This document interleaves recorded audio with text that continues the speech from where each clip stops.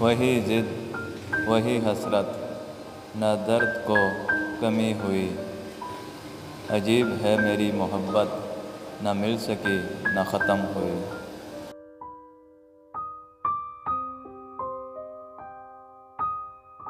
ज़िंदगी भर खुद को बादशाह समझते रहे, एहसास तब हुआ जब एक शख्स से प्यार मांगा फ़कीर की तरह।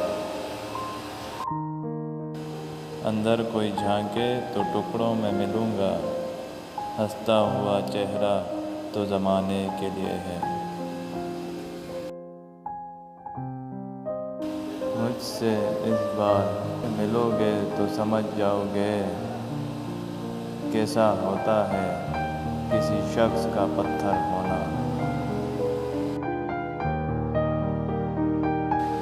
ज़रा सोच के दिल तोड़ा करो साहिब,